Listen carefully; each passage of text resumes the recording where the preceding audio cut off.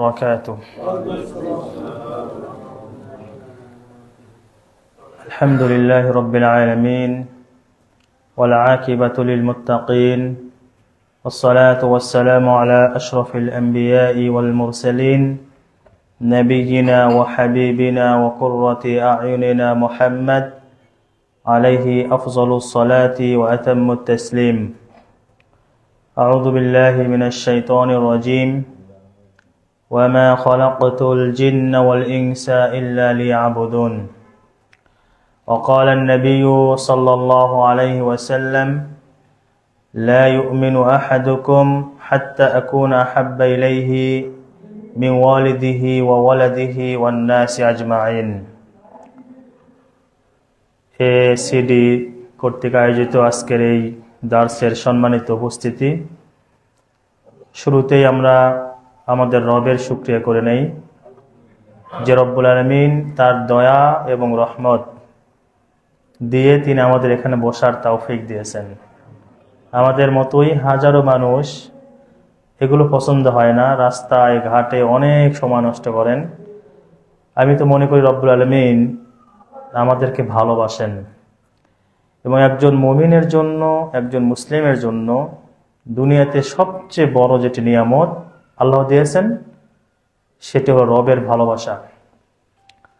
আল্লাহ তাআলা আমাদের ভালোবাসেন বিধায় তিনি আমাদেরকে এখানে আসার তৌফিক দিয়েছেন এবং আমাদের কোরআন ও সহিহ সুন্নাহ থেকে কিছু কথা বলার তৌফিক দিবেন ইনশাআল্লাহ। যেহেতু রব আমাদেরকে ভালোবাসেন, ভালোবেসে এখানে নিয়ে এসেছেন, সে আল্লাহ তাআলার নিকট অন্তরে অন্তঃস্থল থেকে আমরা শুকরিয়া জ্ঞাপন করছি, আলহামদুলিল্লাহ। বিশ্বাস করুন সম্মানিত ভাই, এটা আল্লাহ তাআলার অনেক বড় নিয়ামত। এটি আপনি কবরে প্রথমে বুঝতে পারবেন, আপনার মৃত্যু হওয়ার পরে প্রথমে বুঝতে পারবেন যে দুনিয়াতে সবচেয়ে বড় যে বিষয়টি দরকার ছিল আল্লাহ তাআলার ভালোবাসা। আমাদের মতোই হাজারো মানুষ আজকে ইসলাম পালন করে, ইসলামের নামে তারা বিভিন্ন জায়গায় যায়, যেগুলো তারা পরকালকে পাওয়ার জন্যই, জান্নাত পাওয়ার জন্যই করে, কিন্তু আল্লাহ সুবহানাহু ওয়া তাআলা তাদের কর্মের কোনো প্রতিদান দিবেন না তাওহীদ না থাকার কারণে। আর রব্বুল আলামিন আমাদেরকে তাওহীদ এবং সহিহ আকীদার মানুষ করেছেন এবং সহিহ আকীদা শেখার জন্য এখানে আসার তৌফিক দিয়েছেন। এটা আমি মনে করি আল্লাহ তাআলার অনেক বড় নিয়ামত আমাদের প্রতি, অনেক বড় নিয়ামত যে আল্লাহ আপনার চোখ দিয়েছেন, আপনার কান দিয়েছেন, আপনার বিবেক দিয়েছেন, ধন সম্পদ দিয়েছেন, সুস্থতা দিয়েছেন। এগুলো সবার চেয়ে বড় নিয়ামত যেটা আল্লাহ দিয়েছেন। রব্বুল আলামিন আমাদেরকে তার দ্বীনের রাস্তায় চলার সুযোগ দিয়েছেন, তৌফিক দিয়েছেন। এটা আল্লাহর সবচেয়ে বড় নিয়ামত। দরুদ ও শান্তি বর্ষিত হোক নবী মুহাম্মদুর রাসূলুল্লাহ সাল্লাল্লাহু আলাইহি সাল্লামের প্রতি। আল্লাহুম্মা সাল্লি আলাইহি আল্লাহুম্মা বারিক আলাইহি। আল্লাহ তাআলার কাছে আমরা দোয়া করি রব্বুল আলামিন যেন অনুগ্রহ করে, দয়া করে সেই রাসূলের হাত থেকে সরাসরি আমাদের হাউজে কাউসারের পানি পান করার তৌফিক দান করেন, আল্লাহুম্মা আমিন। আমাদের আকাঙ্ক্ষা হয় আবু বকরকে দেখার জন্য রাদিয়াল্লাহু আনহু, ওমরকে দেখার জন্য, উসমানকে দেখার জন্য রাদিয়াল্লাহু আনহুম, ইমাম বুখারীকে দেখার জন্য, শাইখুল ইসলাম ইবনে তাইমিয়াকে দেখার জন্য, একবিংশ শতাব্দীর শ্রেষ্ঠ তিনজন আলেম শেখ নাসিরউদ্দিন আলবানী, শেখ মুহাম্মদ বিন সালেহ আল উসাইমিন এবং শেখ আব্দুল আজিজ বিন আব্দুল্লাহ বিন বাজ রাহিমাহুল্লাহ, তাদের যে খেদমত ছিল, সারা বিশ্বব্যাপী তারা দাওয়াতি কাজ করেছেন। আমি মনে করি অদূর ভবিষ্যতে আল্লাহ চাইতো এই ইসলামিক সেন্টার ইনশাআল্লাহ সারা দেশব্যাপী তাদের কার্যক্রম পরিচালনা করবে। আল্লাহ তাদেরকে, আমাদের সকলকে সেই তৌফিক দান করুন, আল্লাহুম্মা আমিন। বিষয়ভিত্তিক দার্স যেহেতু হয় এখানে, আপনাদের অনুমতি এবং পরামর্শ সাপেক্ষে আমি মনে করি আমার হাতে যে বইটি রয়েছে, অনেক ভাই বাংলা কিনেছেন মাশাআল্লাহ, এই বইটি হলো কিতাবুত তাওহীদের ব্যাখ্যা। কিতাবুত তাওহীদের ব্যাখ্যা, যেটি আমরা মদিনাতে 2 সেমিস্টার 1 বছর পড়েছি। এই বইয়ের নাম হলো ফাতহুল মাজিদ ফি শরহি কিতাবিত তাওহীদ। শেখ মুহাম্মদ বিন আব্দুল ওয়াহাব রাহিমাহুল্লাহ, নাম শুনেছেন? তাকে আমরা কি বলি? ওয়াহাবি বলি। হ্যাঁ, ওয়াহাবি বলি, আমরা বলি না। আলহামদুলিল্লাহ, এটাই বলেছি আল্লাহর দয়া, আল্লাহর রহমত যে আল্লাহ আপনাকে সঠিক বুঝতে দিয়েছেন, যে বুঝ থেকে আমাদের মতো হাজারো আলেম দূরে।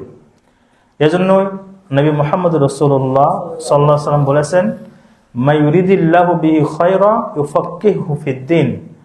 আল্লাহ যার কল্যাণ চান তাকে দ্বীনের সঠিক জ্ঞান দান করেন। এখানে শুধু হুজুররা না, আলেমরা না, শায়েখরা না, আপনার মতো মানুষ, আমার মতো মানুষ, তারা কল্যাণ পেতে পারে আল্লাহ তাআলার দয়ার মাধ্যমে, সঠিক রাস্তা পেয়ে। আমরা তো তাকে অনেকে নাজদি বলে, শুনেছেন? নাজদি বলে, ওহাবি বলে। তার নাতির লেখায় বই, তার ব্যাখ্যা তার নাতি করেছেন। এবং মুহাম্মদ বিন আব্দুল ওয়াহ্হাব রাহিমাহুল্লাহ, যেটি বলছিলাম, যদি আপনারা একমত পোষণ করেন, এই বইয়ের দার্স ধারাবাহিকভাবে এখানে শুরু করবেন ইনশাআল্লাহ। আমরা সেটি সবচেয়ে ভালো হবে। এবং সাথে সাথে মদিনা ভার্সিটি যে দার্সটা হয়, আমার এই বইটা মদিনার, আমার ওস্তাদ ছিলেন শেখ আদেল আল জুহানি হাফিজাহুল্লাহ, তার কাছ থেকেই পুরো বই আমার এগুলো লেখা, ব্যাখ্যাগুলো লেখা আছে কর্নার দিয়ে। যেটা যদি আমরা এখানে শেষ করতে পারি ইনশাআল্লাহ, আশা করি তাওহীদ সম্পর্কে মোটামুটি বড় ধরনের একটা জ্ঞান আমাদের হয়ে যাবে ইনশাআল্লাহ। কারণ আপনাদের অনুমতি এবং পরামর্শ দরকার। যেহেতু এই বইটি আমাদের ভাই জানবেন, ফেরদৌস ভাই, অনেক ভাই আমার সাথে আসতে চেয়েছিলেন, কিন্তু আমি অন্যদিকে ছিলাম, এই জন্য অনেক ভাই আসতে পারেন নাই। সামনে হয়তো 10 নম্বর থেকে কিছু ভাই আসতে চেয়েছিলেন, মিরপুর, হয়তো আসবেন ইনশাআল্লাহ। তো এই বই আপনার মিরপুর 12 নম্বরে দার্স হয়, আমাদের আব্দুল রাজ্জাক ভাই দার্স করেন। ভাসান থেকে দার্স হয়। মিরপুর 11 নম্বর বাউনিয়াবাদ ভাই গিয়েছিলেন, তাই না? ওই দিন ওখানে দার্স হয়। তো বিভিন্ন জায়গায় দার্স হচ্ছে। এই বইকে আল্লাহ তাআলা কবুল ও মঞ্জুর করেছেন, আলহামদুলিল্লাহ। তো আপনারা যে অনুমতি প্রদান করেন, অনুমতি দিয়েছেন, আলহামদুলিল্লাহ। আমরা আজ থেকে এই বইটা শুরু করব। 66টা অধ্যায় আছে এই বইয়ে। এই বই নাম শুনেছেন কিতাবুত তাওহীদ, তাই না? হ্যাঁ। তো মুহাম্মদ বিন আব্দুল ওয়াহ্হাব রাহিমাহুল্লাহ তিনি এই বই লিখেছেন। এবং মুহাম্মদ বিন আব্দুল ওয়াহ্হাব রাহিমাহুল্লাহ সম্পর্কে আমরা যদি একটু জানি, তিনি ছিলেন নবী মুহাম্মদুর রাসূলুল্লাহ সাল্লাল্লাহু আলাইহি ওয়াসাল্লাম বলেছেন, আল্লাহ তাআলা প্রত্যেক 100 বছরে একজন করে মুজাদ্দিদ পাঠান। শুনেছেন এটা? মুজাদ্দিদ পাঠান, যিনি দ্বীন ইসলামের মধ্যে যে ভেজালগুলো আছে, ঢুকে গিয়েছে, এগুলোকে তিনি সংশোধন করে উম্মতের মধ্যে কাজ করেন, মুজাদ্দিদ। তো আমার মনে হয়, এবং অনেক আলেমই বলেছেন, তিনি হলেন তার একজন ছিলেন মুজাদ্দিদ, আল্লামা মুহাম্মদ বিন আব্দুল ওয়াহ্হাব রাহিমাহুল্লাহ, যাকে আমরা অনেকেই নাজদি বলি। নাজদি শুনেছেন?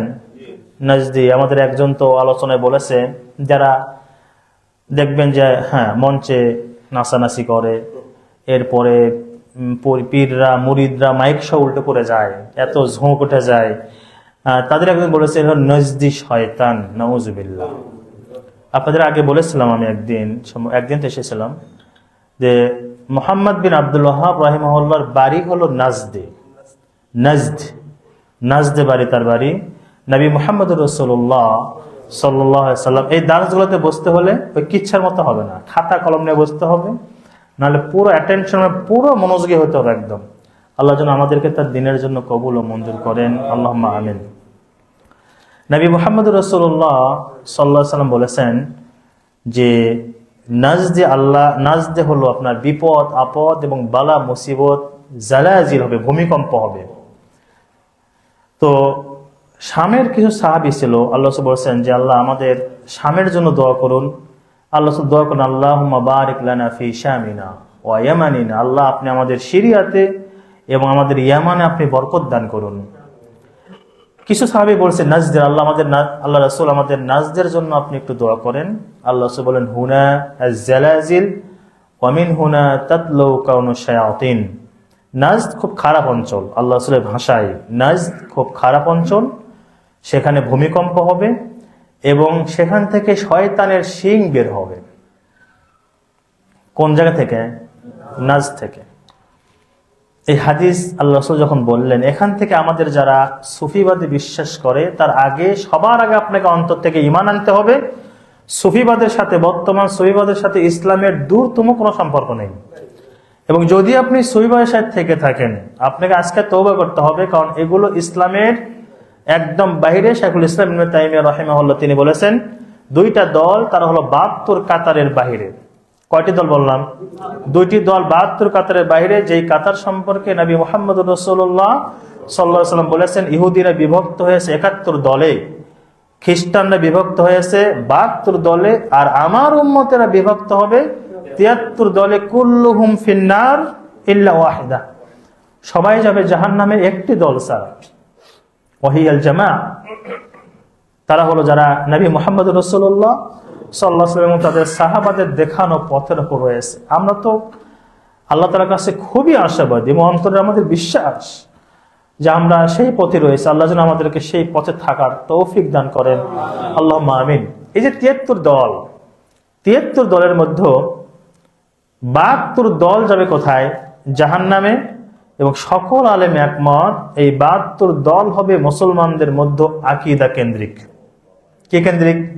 আকীদা কেন্দ্রিক। আল্লাহ সব জায়গায় বিরাজমান, নবী গায়েব জানে, আল্লাহর নাম স্বীকার করি, সিফাত স্বীকার করি না। এই যে দলগুলো রয়েছে, এই আকীদা কেন্দ্রিক দল 72 দল যাবে জাহান্নামে। আর যাদের আকীদা বিশুদ্ধ, এই একটা দল কোথায় যাবে? জান্নাতে। তো শাইখুল ইসলাম ইবনে তাইমিয়া বলেছেন এই দুইটা দল এরা হলো 72 কাতারের বাইরে, মানে এই 72 কাতার জাহান্নামে যাবে, তাদের জান্নাতে আসার সুযোগ আছে, হয়তো শাস্তি অনেক বছর খাটার পরে জান্নাতে আসবে। শাইখুল ইসলাম বলেছেন দুইটা দল আছে ইসলামের মধ্যে, কোনো দিন জান্নাতে তারা আসবে না। হিন্দুদের মতো, ইহুদি খ্রিস্টানদের মতো তারা চিরস্থায়ী জাহান্নামী হবে। তার মধ্যে একটা হলো জাহমিয়া, আর দ্বিতীয় দল রাফেজা, শিয়া। নাম শুনেছেন? আর জাহমিয়া কারা? যারা আকীদা পোষণ করে আল্লাহ তাআলা সর্বত্র বিরাজমান, আল্লাহ তাআলা মুমিনের কলব, আল্লাহর আরশ, আল্লাহ তাআলা সবার সাথে মিশে আছেন। যারা আকীদা পোষণ করে এই জাহমিয়া, এবং যারা রাফেজা আম্মা জান আয়েশাকে গালি দেয়, যারা ইসলামকে অপূর্ণাঙ্গ বলে, এই দুইটা দল হলো চিরস্থায়ী জাহান্নামী।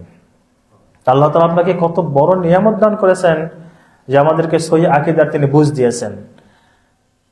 এখান থেকে আলেমরা বলছে, আলেম বলতে তাদের আলেমরা বলছে, যেহেতু নবী মুহাম্মদ রাসূলুল্লাহ সাল্লাল্লাহু আলাইহি ওয়াসাল্লাম নাজদের জন্য বদদোয়া করেছেন, আর মুহাম্মদ বিন আব্দুল ওয়াহাবের বাড়ি কোথায়? নাজদে। এই হলো রাসূলের বদদোয়ার সন্তান, রাসূলের বদদোয়ার সন্তান, তার থেকে কিছু নেওয়া যাবে না। কারণ আপনাদের উত্তর কি? প্রশ্ন কি বুঝতে পেরেছেন? নাজদের জন্য নবী মুহাম্মদ রাসূলুল্লাহ সাল্লাল্লাহু আলাইহি ওয়াসাল্লাম কি করেছেন? বদদোয়া করেছেন। বল সেখানে ভূমিকম্প হবে, সেখান থেকে শয়তানের শিং বের হবে, যত ফিতনা ফাসাদ সেখান থেকে আসবে, যত আকীদা কেন্দ্রিক বিভ্রান্ত দল সেখান থেকে বের হবে। আর মুহাম্মদ বিন আব্দুল ওয়াহাব রাহিমাহুল্লাহ তার বাড়িও নাজদে, অতএব এ হলো শয়তানের শিং যেখান থেকে উঠবে সেখান থেকে জন্ম হয়েছে, আর কথা নেওয়া যাবে। এটা তাদের কথা। আমাদের উত্তর কি? এইভাবে বললে কি তারা মানবে? আমাদের উত্তর আমরা দুইভাবে বলতে পারি। আর সাধারণভাবে হলো যে এই রামপুর এলাকা ধরেন বা অন্য কোন এলাকা, সে এলাকার বেশিরভাগ মানুষ খারাপ, তার মানে কি কোনো ভালো মানুষ থাকবে না? আছে। সব দুনিয়ার সব ভালো মানুষ কি মদিনায়, মক্কায়, সারা বিশ্বে ছড়িয়ে আছে, সব অঞ্চলে আছে। এটা একটা কমন উত্তর। আর দ্বিতীয় উত্তর যেটি মুহাদ্দিসগণ দিয়েছেন সেটি হলো পুরো পৃথিবীতে নাজদ দুইটা অঞ্চলকে বলা হয়, স্পেশালি দুইটা অঞ্চলকে বলা হয়। একটি হলো সৌদি আরবের নাজদ, যেটা রিয়াদের পাশে, দিরইয়ার পাশে নাজদ। আর একটা নাজদ হলো ইরাকের নাজদ। আরেকটা নাজদ কোথায়? ইরাকের নাজদ। নবী মুহাম্মদ রাসূলুল্লাহ সাল্লাল্লাহু আলাইহি ওয়াসাল্লাম তিনি যে বদদোয়া করেছেন যে নাজদে ভূমিকম্প হবে, নাজদে শয়তানের শিং উঠবে, এটা তিনি ইরাকের নাজদকে বুঝিয়েছেন। কিভাবে বুঝিয়েছেন? সহিহ বুখারীর হাদিস, সাহাবী আব্দুল্লাহ বিন ওমর রাদিয়াল্লাহু আনহু যখন তিনি হাদিস বর্ণনা করলেন, সাহাবী নবীর কথা থেকে বললেন যে ওয়াশারা ইলাল মাশরিক। নবী সাল্লাল্লাহু আলাইহি ওয়াসাল্লাম যখন বললেন যে নাজদ থেকে শয়তানের শিং বের হবে, শয়তানের শিংয়ের উদ্দেশ্য কি? মানে দুনিয়ার যত ফিতনা ফাসাদ, আকীদা বিভ্রান্ত ওখান থেকে বের হবে। জি, এই কথা যখন বললেন, সাহাবী আব্দুল্লাহ বিন ওমর বললেন যে নবী মুহাম্মদ রাসূলুল্লাহ সাল্লাল্লাহু আলাইহি ওয়াসাল্লাম এই কথা বলে আশারা বিল মাশরিক, তিনি পূর্ব দিকে ইঙ্গিত করলেন। কোন দিকে ইঙ্গিত করলেন? আর মদিনা থেকে হচ্ছে আপনার ইরাক, ইরান, এগুলো পূর্ব সাইডে পড়ে, যদিও কর্নার পড়ে কিন্তু পূর্ব সাইডে পড়ে। এই জন্য সকল মুহাদ্দিসগণ একমত যে নাজদের জন্য নবী মুহাম্মদ রাসূলুল্লাহ সাল্লাল্লাহু আলাইহি ওয়াসাল্লাম বদ্ধ করেছেন সেটি হলো ইরাকের নাজদ, সৌদি আরবের নাজদ নয়। বর্তমান প্রেক্ষাপটও দেখেন, আমরা কিছু কথা ক্লিয়ার ভাবে বলতে চাই, যেটা আমরা বলি অনেক জায়গায় যে পুরা বিশ্বের জন্য বিস্ফোরা হলো ইসরায়েল। আল্লাহ তাআলা তাদেরকে তার শক্তি দ্বারা পাকড়াও করুন চরমভাবে, আল্লাহুম্মা আমিন। যেভাবে আল্লাহ তাআলা পাকড়াও করেছেন আরেকজনকে, কাফেরদের উপর যখন গজব নাজিল হবে তখন মানবতার শেষ নেই, যা মানুষগুলো মারা যাচ্ছে। এই কথা কখন থাকে? যখন আমার ফিলিস্তিন ভাই বোন মার খায়, যখন আমার সিরিয়াতে রক্তাক্ত করে, যখন সিরিয়াতে আমাদের সালাফিদেরকে, সুন্নিদেরকে মেরে মা বোনদেরকে খাঁচার মধ্যে, মুরগির খাঁচার মধ্যে তার বন্দি করে রাখে, তখন মানবতা কোথায়? বরং আহলে সুন্নাত জামাতের আকীদা হলো কাফেরদের উপর যদি কোনো আল্লাহর গজব নাজিল হয় সেজন্য কি হতে হবে? আলহামদুলিল্লাহ বলতে হবে। আলহামদুলিল্লাহ বলতে যদি কাফের দুই প্রকার মনে রাখবেন, এক প্রকার কাফের হারবি কাফের, যারা মুসলিমদের সাথে সব সময় যুদ্ধে লিপ্ত।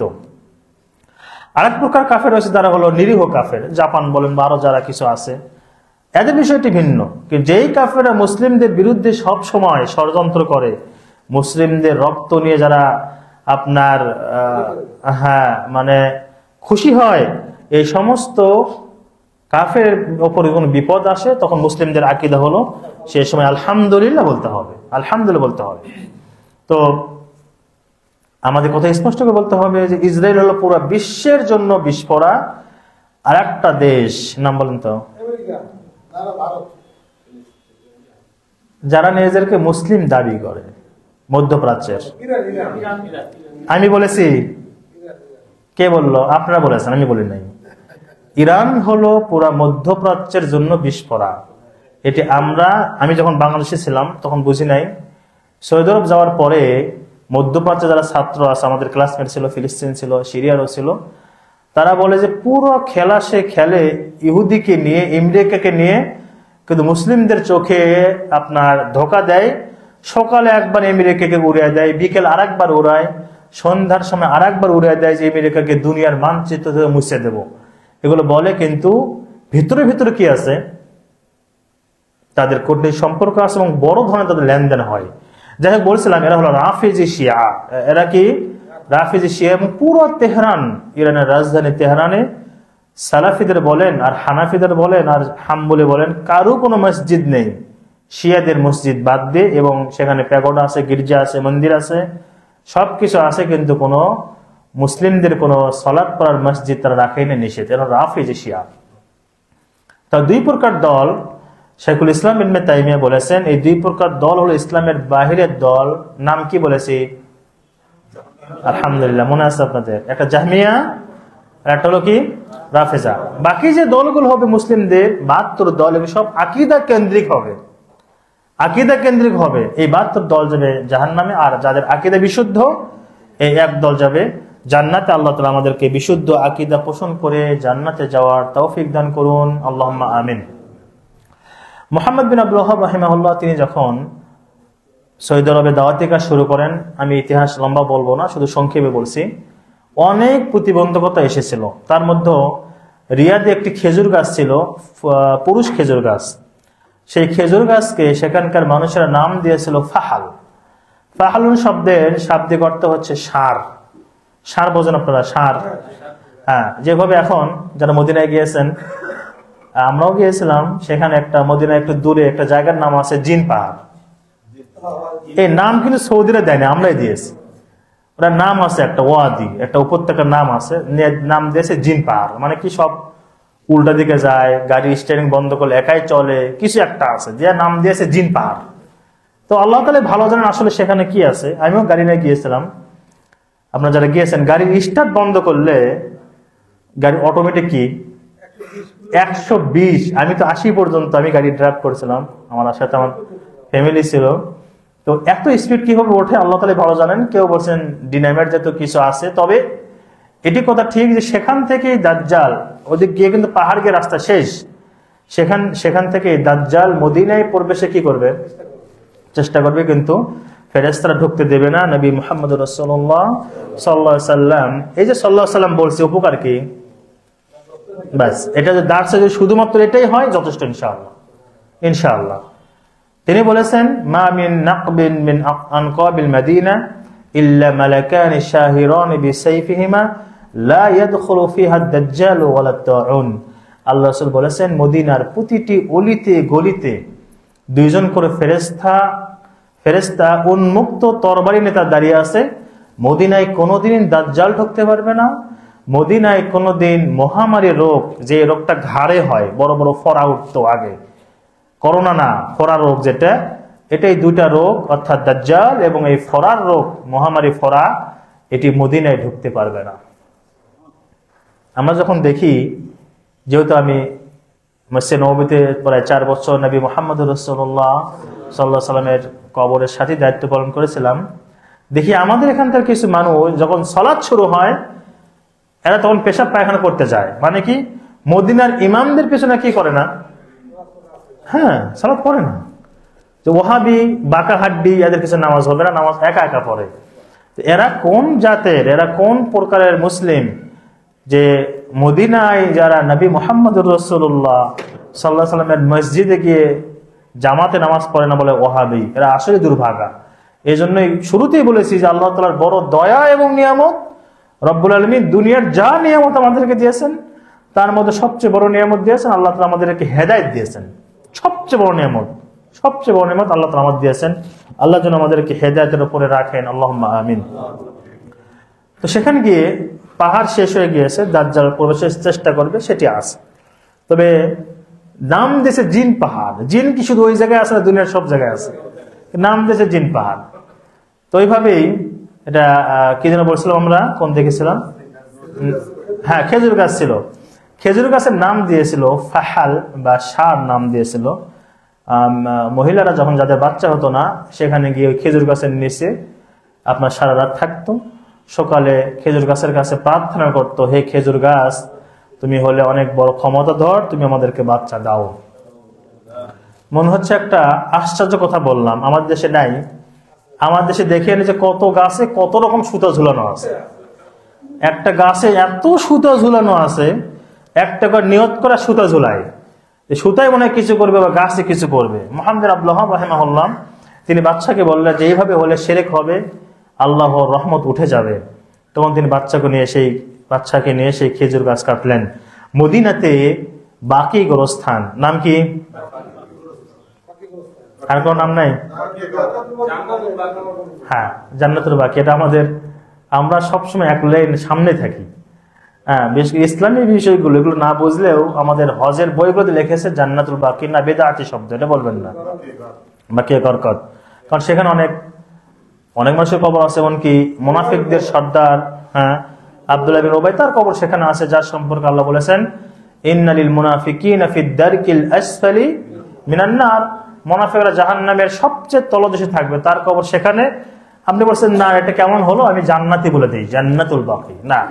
সে বাকি স্থানেও আম্মা জান আয়েশা রাদিয়াল্লাহু তাআলা আনহার কবরের উপরে গম্বুজ হয়েছিল। সেখানে মানুষেরা বিভিন্ন শিরক বিদআতে জড়িত হয়েছিল। ওসমান বিন আফফান রাদিয়াল্লাহু তাআলার কবর উপরে গম্বুজ ছিল। আপনার প্রাচীন যে ছবিগুলো আছে এখনো পাওয়া যায়, দেখবেন যে কি অবস্থা ছিল সেখানে। মুহাম্মদ বিন আব্দুল ওয়াহাব রাহিমাহুল্লাহ তিনি সেই সময় বাদশাকে সাথে নিয়ে তিনি এগুলো ধ্বংস করে দেন। এমনকি কাবার যে গিলাফ, এটা বানানো হতো মিশরে। মিশর থেকে যখন কাবার গিলাফ আসতো মক্কাতে, পুরা রাস্তা মানুষেরা সেই কাবার গিলাফ ধরে মুছে হাতে মুখে আপনার মাসাহ করতো। কিসের জন্য?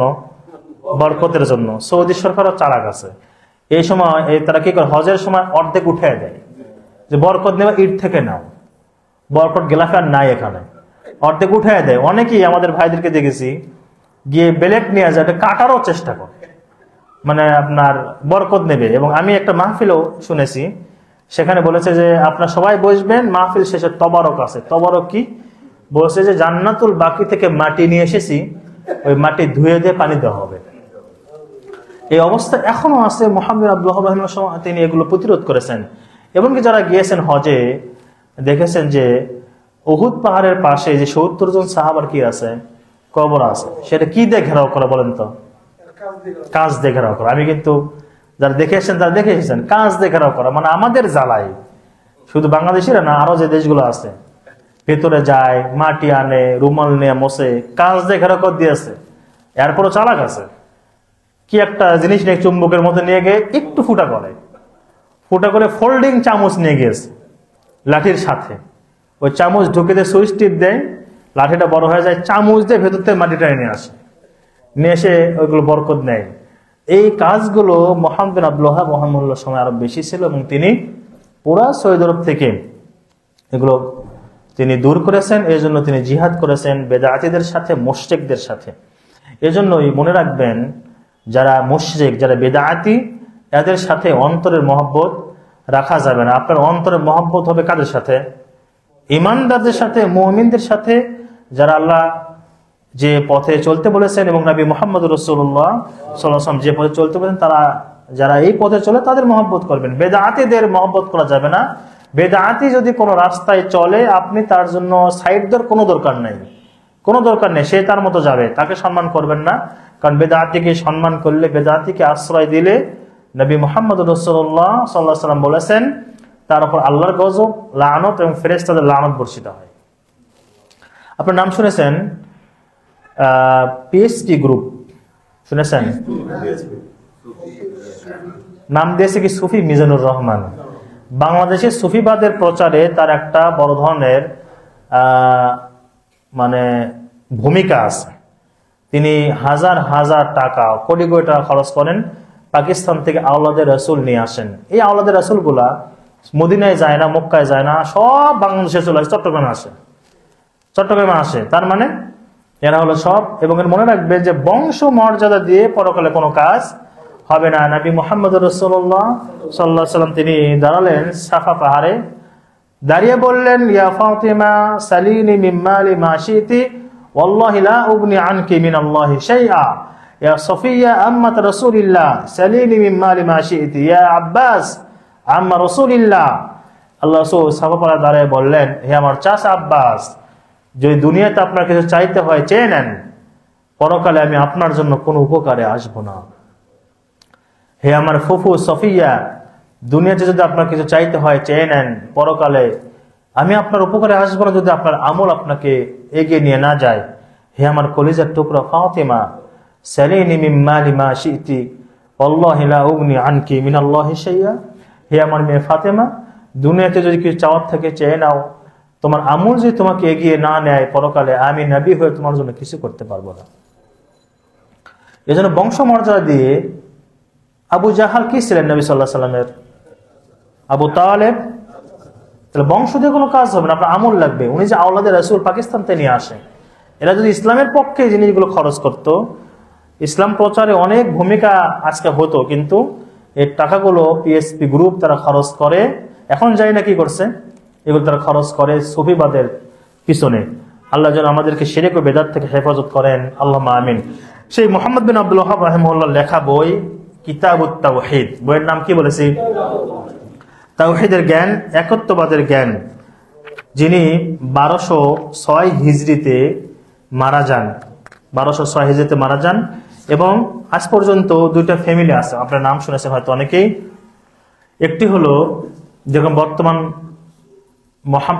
মোহাম্মদ বিন সালমান আল সৌদ বলে, মানে বাদশাহ বংশধর। আরটা হলো আল শেখ, শায়েকের বংশধর, যারা মক্কা মদিনার ইমাম হন, অনেকে আছেন শায়েকের বংশধর। শায়েক বলতে কার উদ্দেশ্য? মোহাম্মদ বিন আব্দুল ওয়াহাব, তার পরিবর্তে যারা এসে তারা শেখ। এবং যিনি এখন বর্তমান ধর্মমন্ত্রী শেখ আব্দুল লতিফ আল শেখ, তিনি ও শায়েকের পরিবারের। বাদশা পরিবার এবং শায়েকের পরিবারের এখন একটা চুক্তি আছে, সেইভাবে এখনো ধর্মকর্ম পালন করে তারা। বিশেষ করে ধর্মীয় বিষয়গুলো শায়েকের পরিবাররাই পালন করে। তো মুহাম্মদ বিন আব্দুল ওয়াহাব রাহিমাহুল্লাহ যখন এই বই লিখলেন, বইয়ের শুরুতে তিনি মানুষকে সতর্ক করেছেন, বলে দিয়েছেন যে বর্তমান যুগের মুশরিকরা, এই কথাটা আপনাদের কাছে একটু কঠিন মনে হতে পারে, বর্তমান যুগের মুশরিকরা জাহেলি যুগের মক্কার মুশরিকদের চেয়েও বেশি জঘন্য। তিনি বলেছেন, আমি কিন্তু আমার কোনো কথা বলছি না, আলেমদের কথা আপনাদের সামনে বলছি। মক্কার মুশরিকরা যখন বিপদে পড়তো একমাত্র কাকে ডাকতো? আলহামদুলিল্লাহ, আপনারা জানেন। এবং তাদের বিশ্বাস ছিল কুল মান ইয়ারযুকুকুম মিনাস সামাই ওয়াল আরদ আম্মা ইয়ামলিকুস সামআ ওয়াল আবসার ওয়া মা ইখরিজুল হাইয়্যা মিনাল মাইয়িতি ওয়া ইখরিজুল মাইয়িতা মিনাল হাইয়্যি ওয়া মা ইউদাব্বিরুল আমর ফাসায়াকুলুনা আল্লাহ। হে রাসূল, যদি মক্কার মুশরিকদের আপনি জিজ্ঞাসা করেন আসমান জমিন সৃষ্টি করেছেন কে, রিজিক দেন কে, তোমাদের জীবন থেকে মৃত্যু দেন কে, মৃত্যুকে জীবিত করেন কে, এবং সারা বিশ্বজাহান কে পরিচালনা করে, মক্কার মুশরিকরা অচিরেই তারা বলবে আল্লাহ। এই বিশ্বাস তাদের ছিল। মক্কার মুশরিকরা কোনোদিনও বলে নাই আমাদের লাত, হবল, উজ্জা এগুলো আল্লাহ। এটা বলেছে কি? বলেছে হা উলাই শুফাউনা, এগুলো আমাদের আল্লাহর কাছে সুপারিশ করবে। লিউকাররিবুনা ইলাল্লাহি যুলফা, এই মূর্তিগুলো আল্লাহ তাআলার কাছাকাছি আমাদের পৌঁছে দিবে। এটা বিশ্বাস করতো। কেউ কোনোদিন বলে নাই যে লাত, হবল, উজ্জা, মানাত এগুলো আল্লাহ, রব। এটা মক্কার মুশরিকরা কোনোদিনও বলে নাই। তারা বলেছে এটা আমরা মাধ্যম ধরেছি, এই মাধ্যমগুলো আমাদেরকে কি করবে? আল্লাহর কাছাকাছি পৌঁছে দিবে। এখনো যদি দুনিয়াতে কেউ জান্নাতের টিকিট বিক্রি করেন যে আমার দলের মুরিদ হলে জান্নাত কনফার্ম, তারপরে জাহাজে করে পুলিশেরা পার করে দেব, লঞ্চে করে পার করে দেব, বা সাইকেলে করে পার করে দেবো, যেভাবে হোক পার করে দেবেন, এই আকীদা যে পোষণ করে, আর আপনি যদি তাকে মাধ্যম ধরেন পরকালে নাজাতের জন্য, আপনার মাঝে মক্কার মুশরিকের মাঝে কোনো পার্থক্য নেই। সেম কাজ একই করেছেন মক্কার মুশরিকরা। তবে মুহাম্মদ বিন আব্দুল ওয়াহাব তিনি বলেছেন তাদের আকীদা ছিল যে খাবার দেন আল্লাহ, রিজিক দেন আল্লাহ, জীবন দেন আল্লাহ, মৃত্যু দেন আল্লাহ, কেবলমাত্র আল্লাহ, দুনিয়ার কেউ না। এবং তারা যখন বিপদে পড়তো একমাত্র কাকে ডাকতো? ফাইদা রাকিবু ফিল ফুলকি দাআল্লাহ মুখলিসিনা লাহুদ্দিন। এরা যখন বিপদে পড়তো একনিষ্ঠভাবে কাকে ডাকতো? আল্লাহকে ডাকতো। আর আমাদের মুশরিকরা, আমাদের যুগে যারা বিভিন্ন মাজারে যায়, বিভিন্ন পীরের কাছে মুরিদ হয়, আর অনেক জায়গায় যায়, যত বেশি বিপদ তত বেশি শিরক করে। যত বেশি বিপদ, সন্তান হয় না, অসুখ ভালো হয় না, পীর যায় সিঙ্গাপুরে চিকিৎসা করতে, আর উনি যায় পীরের কাছে। যত বেশি বিপদ হয় তত বেশি আমাদের মুশরিক, আমাদের নামধারী মুসলিমরা তত বেশি শিরকে লিপ্ত হয়। যত বেশি বিপদ তত বেশি খাজার কাছে, মাজারের কাছে যায়। এই জন্য মক্কার মুশরিকদের চেয়ে আমাদের যুগের মুশরিকদের শিরক বেশি জঘন্য, বেশি মারাত্মক। এজন্য জীবনে কোনোদিন চেষ্টা করবেন না ওখানে গিয়ে তবারক খেয়ে আসি, ওখানে যাই কি হয় দেখে আসি, সারা রাত থাকি, একটু আড্ডা দেই। এগুলো হলো গজবের স্থান। কিসের স্থান? গজবের স্থান, যেখানে শিরক হয়। আব্দুল্লাহ বিন ওমর বিন খাত্তাব রাদিয়াল্লাহু তাআলা বলেছেন তোমরা মুশরিকদের ইবাদতখানায় যাও না, সেখানে আল্লাহ তাআলার গজব সার্বক্ষণিক নাজিল হয়। সেটা মনে করেছেন শুধুমাত্র কি মন্দির? শুধুমাত্র মন্দির নয়। আমার তো অনেকে আবার বলে যে আজমির শরীফ নাম শুনেছেন? আজমির কি? আচ্ছা বলেন তো, কোন মুসলিমকে বলতে পারে আজমির শরীফ? শরীফ লাগাইতে পারে? শরীফ লাগাইতে পারে। আপনি মক্কা মদিনাকে শরীফ বলাতে আলেমদের কথা আছে। মদিনাকে যে মদিনা মুনাওয়ার আমরা বলি, এখানেও শেখ মুহাম্মদ সাল্লাল্লাহু আলাইহি ওয়াসাল্লাম বলেছেন মদিনা মদিনাই, এটা বলেন, বা মদিনা নববিয়া বলেন, মুনাওয়ারা নেও কথা আছে। তারপর অনেকে শরীফ লাগান, জায়েজ আছে। কিন্তু আপনি সেই শরীফ লাগাচ্ছেন কার সাথে? আজমির সাথে, মাজারের সাথে। মানে মাজার তো অনেক ভালো জিনিস, শুধু ভালো না, শরীফ অত্যন্ত বরকতময়, আপনার ভালো একটা কাজ, সম্মানজনক একটা জায়গা শরীফ। আপনি বলছেন আজমির শরীফ, না, আপনার মুখ দিয়ে বের হবে না। বরং আপনি যে জায়গাগুলোতে শিরক হয় এগুলোকে আল্লাহ তাআলার লানত এবং গজব বর্ষণ হয়, এটা আকীদা আপনাকে রাখতে হবে। যেভাবে গজব এবং লানত থাকে সব সময় হিন্দুদের মন্দিরের উপরে। তিনি কথা বলেছেন। এরপর বলেছেন যে তাওহীদকে তিনি 3 ভাগে ভাগ করেছেন। তাওহীদ কয় প্রকার বলেন তো? কি কি? তাওহীদে রুবুবিয়্যা, তাওহীদে উলুহিয়্যা, তাওহীদে আসমা ওয়াস সিফাত। এটা হলো আমাদের নিকটে, যে আমরা আহলুস সুন্নাহ ওয়াল জামাআহ, তাদের নিকটে তাওহীদ 3 প্রকার। এগুলো আলোচনা করলে জ্ঞান বাড়বে। এছাড়া আমরাও কিচ্ছা কাহিনী বললে আরো মানুষ এখানে হবে। তবে আলহামদুলিল্লাহ আগের চেয়ে অনেক মানুষ হয়েছে আলহামদুলিল্লাহ। যারা এখানে আমরা এসেছি, আল্লাহ তাআলা যেন আমাদের মনের নেক আশাগুলো কবুল ও মঞ্জুর করেন, আল্লাহুম্মা আমিন। তাওহীদ 3 প্রকার। প্রথম প্রকার তাওহীদে রুবুবিয়্যা। সেটি হলো আপনার জীবেন্দর মালিককে আপনার রিজিক দেওয়ার মালিককে আল্লাহ। এটা যখন বিশ্বাস হবে, আপনি সুদের সাথে ঘুষের সাথে আপনি নাই। নবী মুহাম্মদ রাসূলুল্লাহ সাল্লাল্লাহু আলাইহি ওয়াসাল্লাম বলেছেন, মা মিন নাফসিন তামুতু ইল্লা ওয়াকাদ ইসতাকমালা রিজকাহা ফাত্তাকুল্লাহা ওয়া আজমিলু ফিত তালাব। দুনিয়াতে যারই জীবন আছে, এর রিজিকের দায়িত্ব কে নিয়েছেন? তিমিকে খাবার কে আপনি দিয়েছেন? আমি দিয়েছি? কে দেয় বলেন তো? সাগরের হাজারো প্রজাতির মাছ রয়েছে, অন্যান্য প্রাণী রয়েছে, এই যে পাখিগুলো রয়েছে। সাহেব ওমর খাত্তাব বলেছেন, লাউ আন্নাকুম, নবী সাল্লাল্লাহু আলাইহি ওয়াসাল্লাম বলেছেন, লাউ আন্নাকুম তাতাওয়াক্কালুনা আলাল্লাহি হাক্কা তাওয়াক্কুলি, যদি তোমরা সত্যিকার অর্থে যেইভাবে আল্লাহর উপর ভরসা করা দরকার, অন্তরের ভরসা, সেটি করতে, আল্লাহ তোমাদেরকে ওইভাবে রিজিক দিতেন যেভাবে আল্লাহ পাখিদেরকে রিজিক দেন। তাগুদু খিমাসাম ওয়া তারুহু বিতানা, পাখিগুলো সকালে খালি পেটে বের হয়ে যায়, সন্ধ্যায় পেট পূর্ণ করে বাসায় চলে আসে। তাদের রিজিক কে দেয় বলেন তো? পাখিরা কোন ব্যাংকের ম্যানেজার?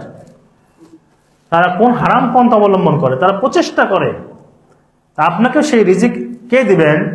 এই বিশ্বাস করার নাম হলো রব। এই বিশ্বাস করার নাম কি? একমাত্র আল্লাহ তাআলাকে রব হিসেবে মেনে নেওয়া। আমাদের কিছু কিছু বই পুস্তকে আছে, আপনারা জানেন, এখন একটা কিছু একই দল, নাম একটাই কিন্তু গ্রুপ হয়ে গেছে। উনি অমুকপন্থী, উনি অমুকপন্থী। এখন তাদের মসজিদ তাদেরকে ঢুকতে দেয় না, ওরা আমাদের মসজিদকে ঢুকতে দেয় না। এখন জিহাদ চলছে পরস্পরের মাঝে। কি চলছে? জিহাদ হচ্ছে পরস্পরের মাঝে। হয়তো আপনারা বুঝেছেন। আমি মসজিদ নববীতে বসেছিলাম, তো এক বাংলাদেশি যিনি পিএইচডির বর্তমান অনুষ্ঠানগুলো করেন, ওনার নাম আগে ছিল মুফতি সাইফুল ইসলাম, চিহ্ন ওনাকে, যে কোরআনের যে আপনার কোরআনের যে এনটিভি করতেন মুফতি সাইফুল ইসলাম, এখন যিনি করেন আমি নাম ভুলে গেলাম। ওই পিএসপি গ্রুপ মুফতি সাইফুল সাহেবকে বাদ দিয়ে ওনাকে নিয়েছেন, কারণ সাইফুল সাহেব হচ্ছে আপনার শিরক বিদআতের সাথে জড়িত কম, ওনাকে বাদ দিয়ে আমার নাই, ওনাকে বাদ দিয়ে এনাকে নিয়েছেন। আমি গিয়েছি মসজিদ নববীতে যখন চাকরি করা অবস্থায়, দেখেছি যে ইনি অনেকগুলো মানুষকে নিয়ে আলোচনা করছেন। আমার যিনি দায়িত্বশীল ছিলেন সৌদি, শেখ আকিল, ফোন দিলেন কোথায়, আমি আসলাম। আসার পর আমার এটা খুলে নিয়েছে, কার্ড ছিল এখানে হায়াতুল আমরি বিল মারুফ ওয়ান নাহি আনিল মুনকার, সৎ কাজের আদেশ, অসৎ কাজের নিষেধ, এটা কার্ড, সরকারি কার্ড। এটা খুলে নিয়েছে, চুলগুলো এলোমেলো করে দিল, কাপড়গুলো ভাঁজ করে দিল এইভাবে। বলছে, শেখ আপনি যান, গিয়ে পিছনে বসবেন, যাতে করে লোক বুঝতে না পারে যে আপনি গোয়েন্দা হিসেবে এসেছেন। পুরা মসজিদে নববীতে কিন্তু শুধু সিসি ক্যামেরা দেখছি আমরা, পুরো গোয়েন্দারা নিয়ন্ত্রিত। শুধু মসজিদ নববী না, আপনি মক্কায় তওয়াফ করা অবস্থায় যদি কোনো মহিলার গায়ে হাত দেন, কিছু করেন, সেটাও আপনি মানে সাথে সাথে অ্যারেস্ট হবেন। পুরো গোয়েন্দা এবং এই গোয়েন্দারা আপনার সাথে সাথে তওয়াফ করে, ঘন্টা ঘন্টা ভাগ করা আছে। তো আমি গেলাম, বসার পরে উনি আলোচনা ভালোই করছিলেন। আম্মা যারা আয়েশা এখানে কথা বলছিলেন, পরে আমি তাকে জিজ্ঞেস করলাম যে আপনি কি কথা বলছেন এখানে? তো বলছে, আপনাকে কেন বলতে হবে? তো আমি কার্ডটা যখন দেখাইছি তখন উনি নরম হয়ে গেছেন, বলছেন যে আমি ভালো কথাই বলেছিলাম। আমি বলেছি এখানে হয়তো আপনি তাবলিগের কথা বলেছিলেন। তাবলিগের উনি বলেছিলেন যে আপনারা যারা এখানে এসেছেন হজ করার জন্য, আপনাদেরকে দাওয়াত দিচ্ছি, আপনার টঙ্গীর মাঠে যাবেন। চিন্তা করেন, দাওয়াত দিচ্ছে মসজিদে নববীতে তবলিগে যাওয়ার জন্য। মসজিদে নববী, মসজিদুল হারাম, মক্কা, এগুলোর সালাত আদায়ের কি আছে? বিশাল সওয়াব আছে, 1,00,000 গুণ। আর একটা জায়গা হলো আপনার 1000 সহিহ বর্ণনা, কোন কোন মনে 50,000 এসেছে, তবে 1000-এর বর্ণনা সহিহ। মসজিদ নববীতে 1000, মক্কাতে 1,00,000 গুণ। সেখানে পছন্দ হচ্ছে না, এখন আসতে হবে আমার বাংলাদেশে, আসতে হবে আমার টঙ্গীর জায়গায়। উনি দাওয়াত দিচ্ছেন, হ্যাঁ, ওখানে 1 কোটি, ওখানে 1 কোটি। এই বিশ্বাস, এগুলো যেহেতু সওয়াবের সাথে, আকীদার সাথে, মুসলিমই বিশ্বাস রাখবে না, তাকে সতর্ক করা হয়েছে, তিনি চলে এসেছেন। তো আমাদের আকীদা হলো যিনি রব আমাদের খাবার দেন, তাদের আকীদা তারা তাদের বই লিখেছে। এক ব্যক্তি গেল নবী মুহাম্মদ রাসূলুল্লাহ সাল্লাল্লাহু আলাইহি সাল্লামের রওজাতে। রওজা কোথায়? রওজা কি নাম শুনেছেন? কোথায় এটা? কবরটাই কি রওজা। আর রওজাটা কি? হাদিস শোনেন, আল্লাহ রাসূল বলেছেন, মা বাইনা বাইতি ওয়া মিম্বারি রাওযাতুম মিন রিয়াজিল জান্নাহ। আমার বাড়ির মাঝে এবং আমার মেম্বারের মাঝে, দেখেছেন তো যারা গিয়েছেন, এই মাঝের হ্যাঁ সবুজ সবুজ গোলাপ সবুজ কার্পেট দেওয়া আছে। এই মাঝের জায়গাটুকু হলো জান্নাতের বাগানের একটি বাগান, রওযা। ওখানে সালাত করে দেখেন, চোখের পানি আপনি ধরে রাখতে পারবেন না। পাশে নবী সাল্লাল্লাহু আলাইহি ওয়াসাল্লামের কবর, এই পাশে মেম্বার, সামনে দাঁড়াইতেন আল্লাহ রাসূল, ওমর বিন খাত্তাব তিনি দাঁড়াইতেন, সাহাবাগণ দাঁড়াইতেন। ওখানে চোখের পানি ধরে রাখা কঠিন। আল্লাহ রাসূলের কবরের থেকে মেম্বার পর্যন্ত ভাই দেখেছেন সবুজ কার্পেট দেওয়া, পুরা মসজিদের কার্পেট কি লাল, আর ওই জায়গাটুকু কি দেওয়া সবুজ কার্পেট দেওয়া, সেটা হলো রওজা। আল্লাহ রাসূল বলছেন এটা হলো রওজা, আমার কবর থেকে মানে আমার বাড়ি থেকে আমার মেম্বারের মাঝের জায়গাটা হলো রওজা। এখন আমরা রওজা বানিয়ে নিয়েছি কোথায়? এখানে তো মুসিবত হয়ে গেছে। আল্লাহ রাসূল যেটার ফজিলত দিয়েছেন রওজা, সেটা হলো জায়গা, সালাত পড়ার জায়গা। আর কবরে সালাত পড়া কি আছে? নিষেধ। এজন্য রওজা হচ্ছে নবী সাল্লাল্লাহু আলাইহি ওয়াসাল্লামের বাড়ি থেকে মেম্বার পর্যন্ত যে জায়গাটুকু সবুজ কার্পেট দেওয়া আছে, সেই জায়গাটা হলো রওজা। সেখানে আল্লাহ তাআলা যেন আমাদের সবাইকে যাওয়ার এবং সালাত পড়ার তৌফিক দান করেন, আল্লাহুম্মা আমিন। তো সেই লোক নবীর মেহমান হয়ে রওজায় বসে আছে, 3 দিন শুধু জমজমের পানি খায় আর কিছু নাই। 3 দিন পরে বলছে আল্লাহ রাসূল, আমি আপনার বাড়ির মেহমান, এটা কোনো কথা? আপনি কবরে আছেন, আপনার বাড়ির মেহমান, কিছু খাবার দেন আমাকে। এই কথা বলার সাথে সাথে একজন মানুষ কি হয়ে যাবে? সাথে সাথে মুশরিক হয়ে যাবে। রিজিক যদি অন্যের কাছে চায়, এই বিশ্বাস নিয়ে তিনি রিজিক দিতে পারেন, আল্লাহর নাম রাজ্জাককে সে অস্বীকার করবে। তো এই কথা শোনার পরে আল্লাহ কবরতে শুনেছেন, শোনার পরে কিছুক্ষণ পরে আপনার নবী সাল্লাল্লাহু আলাইহি ওয়াসাল্লাম গরম রুটি আর গোশত নিয়ে কবর থেকে হাত বের করে দিয়েছেন। সেখানে মক্কাতে 90,000 হাজিরা, নাকি 90 না 60 লিখেছে, এত হাজার হাজি দেখলো যে আল্লাহ রাসূল হাত বের করে গরম রুটি এবং গোশত তাই খেতে দিচ্ছেন। এই কিচ্ছা যদি কোনো বইয়ে লেখা থাকে, সেই দল যদি আপনি করেন, তাহলে আপনি তো বেদাআতি নিশ্চিত। এজন্যই আমাদের এক শায়েখ, নাম বলে দিই আপনাদেরকে, শায়েখ মুজাফফর মুহসিন, তিনি একটা বই লিখেছেন তাবলীগ জামাতের স্বরূপ, এবং তার চেয়েও একটা খুব মানে ইলমি বই, সুন্দর একটি বই, যেটা সৌদি আরবের শায়েখ লিখেছেন আল কাউলুল বালিগ ফি রাদ্দ আন জামাআতিত তাবলীগ, তাবলীগ জামাত সম্পর্কে লিখেছেন। মসজিদ নববী, মসজিদে কুবার খুতবা আপনারা শুনবেন, তিনি বলেছেন পথভ্রষ্ট দল, তাদের থেকে মানুষকে আমরা সতর্ক করি। এটি যখন বললো, আমাদের দেশে কোনো কোনো শায়েখ বলছে না তারা নিরীহ, তারা মাছটা উল্টা খেতে জানে না, তারা একদম ডান বাম বোঝে না, এরকম বলেছে। এখন দেখেন ডান বাম বোঝে না কি বোঝে না, ওটাই বলছি। এখন দেখেন তারা কি করছে। এজন্যই বেদাতকে বেদাত মনে করতে হবে। তিনি যেই হতে পারেন, আপনার আপন ভাই হতে পারে, আমার বাবা হতে পারে, আমার মা হতে পারে, যিনি বেদাতি তিনি বেদাতি। তিনি কোনোদিনও নবী মুহাম্মদ রাসূলুল্লাহ সাল্লাল্লাহু আলাইহি ওয়াসাল্লাম হাত থেকে হাউজে কাউসারের পানি পান করবেন না, এবং তারপর আল্লাহ তাআলার গজব এবং অভিশাপ নাজিল হয়। এই জন্য আল্লাহ আমাদেরকে যে শিরক এবং বেদাত মুক্ত করেছেন, এটা আল্লাহ তাআলার সবচেয়ে সবচেয়ে সবচেয়ে বড় নিয়ামত। আলহামদুলিল্লাহ, আলহামদুলিল্লাহ। তার প্রথম প্রকার তাওহীদ হলো তাওহীদের রুবুবিয়্যাহ, যে আমার জীবনের মালিক আল্লাহ, আমার হায়াতের মালিক আল্লাহ, আমার সব কিছুর মালিক একমাত্র কে? আল্লাহ। আপনি কি নাম শুনেছেন কুতুব? কুতুব কি?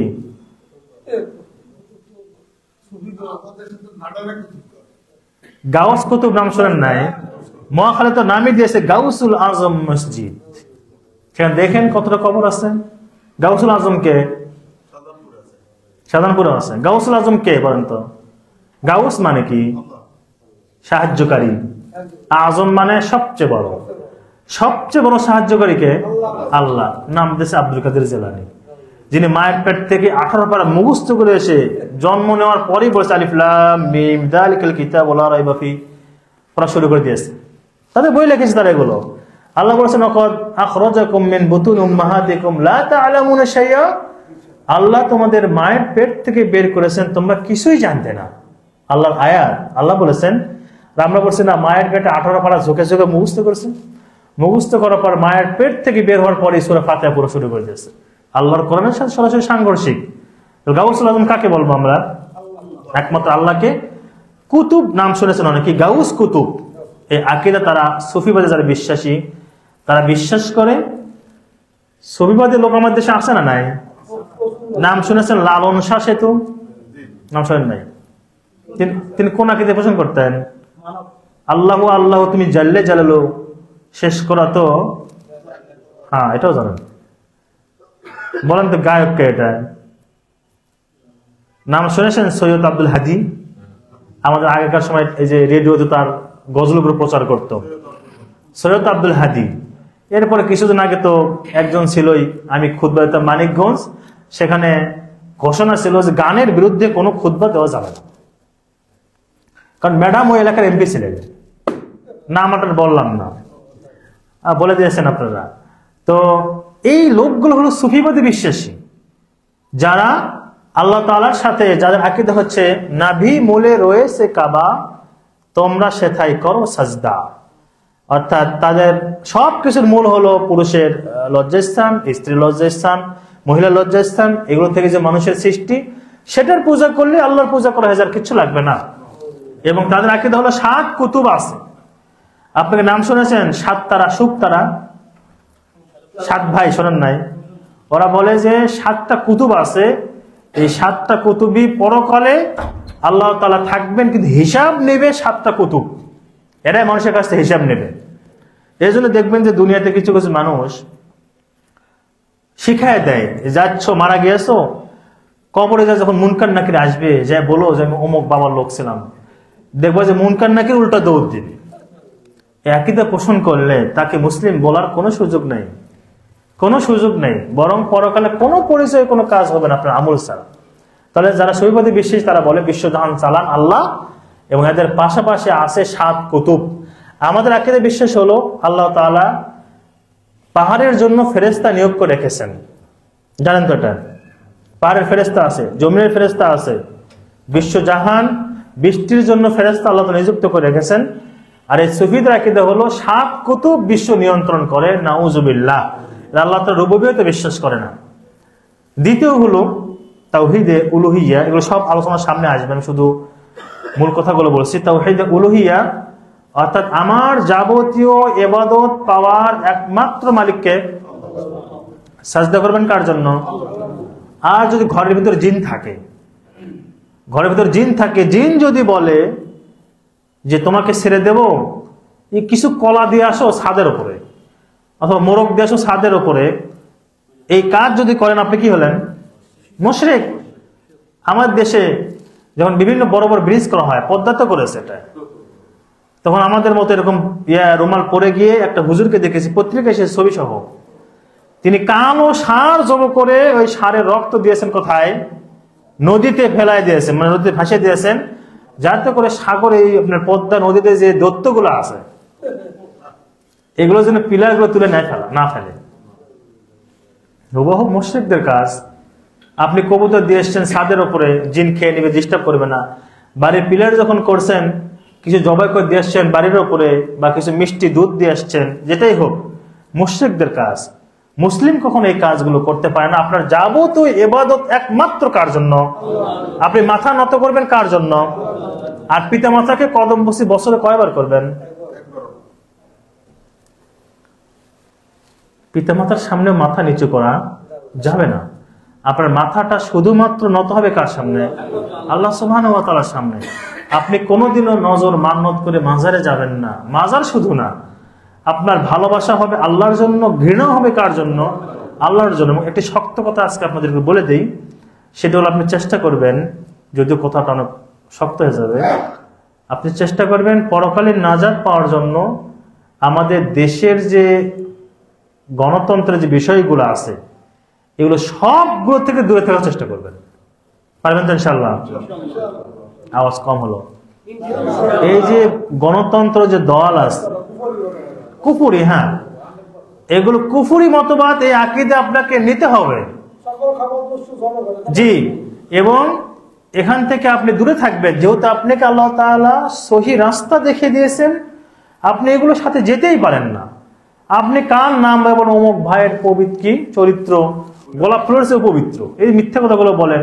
একটা মানুষকে, খারাপ মানুষকে ভালো বলেন, তার পক্ষে কাজ করেন, সে যখন আইন প্রণয়ন করবে গুনাহগার আপনিও হবেন। এগুলো কিছু যাবেন না, বরং এটা মনে করবেন যে কাউকে ভালোবাসা এবং কারোর প্রতি ঘৃণা করে, এটাও কি?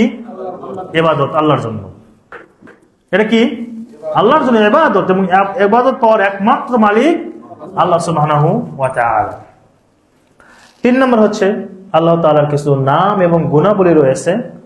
ওয়ালিল্লাহিল আসমাউল হুসনা ফাদউহু বিহা, আল্লাহ তাআলার নাম এবং গুণাবলী রয়েছে, তোমরা সেই নামে তোমরা আল্লাহ তাআলাকে ডাকো। এটি অনেক বিস্তারিত আলোচনার একটি বিষয়, আমি শুধু সংক্ষেপে বলছি। যখন আপনারা জানবেন আল্লাহ তাআলা দুনিয়ার আসমানে নেমে আসেন কখন, এটা বিশ্বাস হয় তো? হাদিস কোথাকার? বুখারী, সেই বুখারীর হাদিস। আল্লাহ তাআলা প্রত্যেক রাতে শেষ ভাগে দুনিয়ার আসমানে নেমে আসেন। এখানে প্রথম আসমানে নেমে আসেন। এখানে কিছু ভাইরা তাদের বিবেক খাটায়। কি বিবেক খাটায়?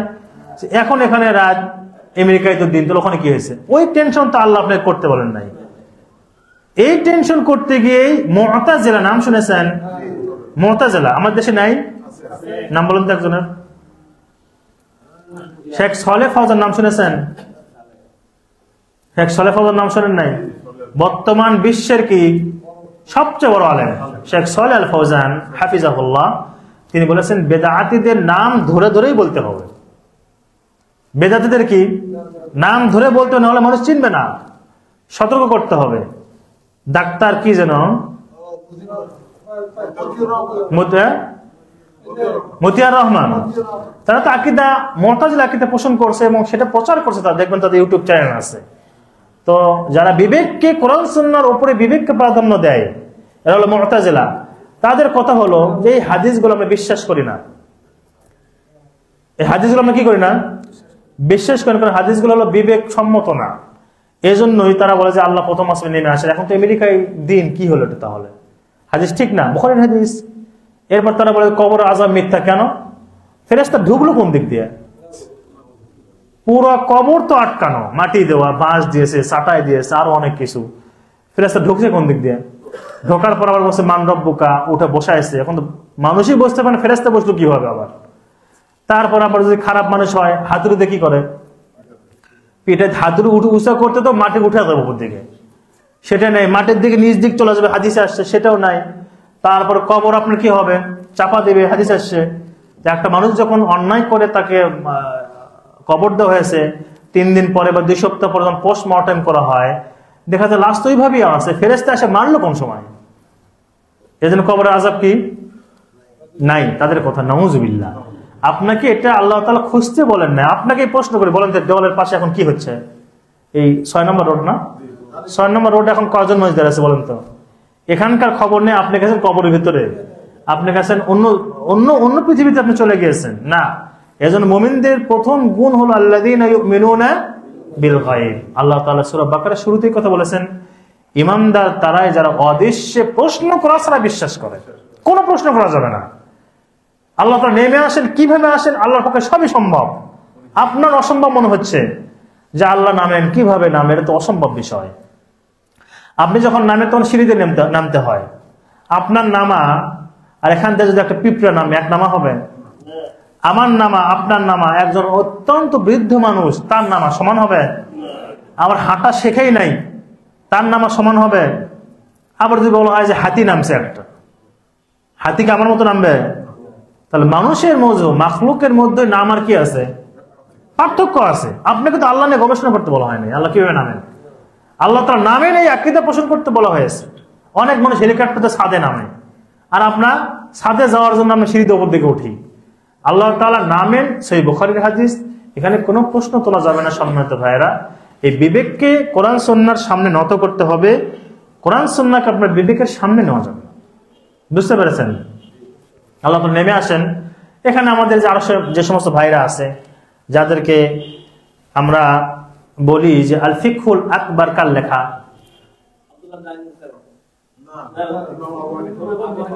রাহিমাহুল্লাহ, তাই না? আল ফিকহুল আকবার তার লেখা। তারা তাদের ওই বইগুলো পড়ায় না। এজন্য মদিনাতে একটা থিসিস আছে, যেহেতু আমি থিসিস করেছি, আপনারা জানেন অনেকে। থিসিসের নাম হলো রদ্দ আলা দেওবন্দিয়িন। কারণ তারা তাদের হানাফি মাযহাবের উপরে সত্যি অর্থে নাই, সত্যিকার অর্থেই নাই। এটা অন্তত যারা আকীদা পড়াশোনা করা মানুষ, তারা নিশ্চিত। তারা আমলে থাকতে পারে, কিন্তু আকীদায় তারা তাদের মাযহাবের উপর কোনোদিনও নাই। তারা তাদের মাযহাবতে ফিকহুল আকবার পড়ায় না। আকিদা তোহাবিয়া ইমাম তোহাবির লেখা, আবু জাফর তোহাবির লেখা, শরহ করেছেন, ব্যাখ্যা করেছেন ইবনে আবিল ইজ আল হানাফি। সেই বইগুলো তারা তাদের মাসে পড়ায় না, পড়ছেন না, এগুলো পড়ানো যাবে না। আমরা আকিদায়ে নাসাফি, আকিদায়ে আশআরি, মাতুরিদির বইগুলো পড়াই। তো তারা বলছে যে না, আমাদের হয়তো রাগ হচ্ছে আমার উপরে, আমি চাচ্ছি যে ক্লিয়ার হওয়ার জন্য হক বাতিলটা আলাদা করতে হবে। এগুলো সবাইকে নিয়ে কাজ করা, আমরা উম্মার কল্যাণ চাই, উম্মা ঐক্য চাই, এটা একটা ভাওতাবাজি। উম্মা ঐক্য চাই মানে যে যা টুপিওয়ালাদের ঐক্য চাই। একজন বলছে টুপিওয়ালাদের ঐক্য চাই, সে সুফি হতে পারে, সে অমুক হতে তমুক হতে পারে, টুপিওয়ালাদের ঐক্য চাই না। টুপিওয়ালাদের ঐক্য কোনোদিন আমরা চাই না। আমরা সহি মানহাজের ভাইদের ঐক্য চাই। এর মনে করে রাখবেন, সাহেব আব্দুল্লাহ বিন আব্বাস নাম শুনেছেন? রাসূলের কি চাচাতো ভাই। আব্বাস ছিলেন চাচা, তার ছেলে আব্দুল্লাহ। তিনি যুদ্ধ করেছেন খারিজদের বিরুদ্ধে। সেই সময় সাহাবী আলী যুদ্ধ করেছেন। আব্দুল্লাহ বিন ওমর বলেছেন, আল্লাহু লাউ আনফাকা মিসলা উহুদিন যাহাবান মা ক্বাবিলা আল্লাহু মিনহুম হাত্তা ইউমিনা বিল কদর। সাহাবী আব্দুল্লাহ বিন ওমর বলেছেন, তোমরা তাদেরকে বলে দিও আল্লাহ তাআলা তাদের থেকে উহুদ পাহাড় পরিমাণ স্বর্ণ যদি তারা আল্লাহর রাস্তায় ব্যয় করে, তবু আল্লাহ তাদের থেকে কবুল করবেন না যতক্ষণ না তারা ভাগ্যকে স্বীকার করবে। তো সবাইকে নিয়ে কাজ করবেন না। আপনি চান সহি যারা আছে তারা এক হোক, আলহামদুলিল্লাহ, এটাই আলহামদুলিল্লাহ। সবাইকে নিয়ে জান্নাত জাহান্নামের পথ একাকার করে ঐক্য, ওই ঐক্য ইসলাম বলে নাই। তো কি বলছিলাম?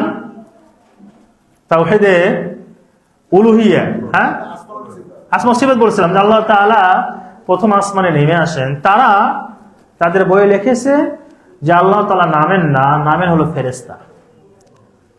ফেরেশতা নেমে বলে, কে আছো গুনাহগার, আমার কাছে আমি ক্ষমা করব। ফেরেশতার পাওয়ার এটা আল্লাহ দিয়েছেন। কে আছো অভাবী, আমার কাছে আমি ফেরেশতা অভাব পূর্ণ করে দেব। নাউযুবিল্লাহ, ঈমানই থাকবে না আপনার। সহিহ বুখারীর হাদিসকে তারা গলা টিপে হত্যা করেছে তাদের মাযহাবকে ঠিক রাখার জন্য। আপনার আকীদা আমার আকীদা, আল্লাহ সুবহানাহু ওয়া তাআলা দুনিয়ার আসমানে নেমে আসেন, যেইভাবে নেমে আসে তার জন্য কি মানানসই, এখানে কোনো প্রশ্ন তোলার কোনো কি নেই, সুযোগ নেই। এবং আমাদের আবু বকর জাকারিয়া হাফিজাহুল্লাহ, আমাদের স্যার, তিনি যে বই লিখেছেন রহমান আরশের উপরে, অনুবাদ এটি সহি সমুন্নত, এই সে অনুবাদ করতে গিয়ে মানে আসমা সিফাতকে অস্বীকার করা হয়। আল্লাহু আকবার নাম শুনেছেন? অর্থ কি বলেন তো? আমাদের বইয়ে যেটা আছে ওটা বলতে হবে। এটা আপনি অনুবাদ করলেন সহিটা। আমাদের বইয়ে আছে আল্লাহ মহান, জানেন কিনা? আল্লাহ মহান মানে আকবার সিফাতকে নষ্ট করার জন্য মহান অনুবাদ দিয়ে দিয়েছে ওখানে। মহান মানে কি? যিনি দয়ালু, যিনি করুণা করেন, হ্যাঁ, কিন্তু ওই নেসে সিফাতকে অস্বীকার করার জন্য। আসলে আকবার শব্দের অর্থ কি? সবচেয়ে বড়।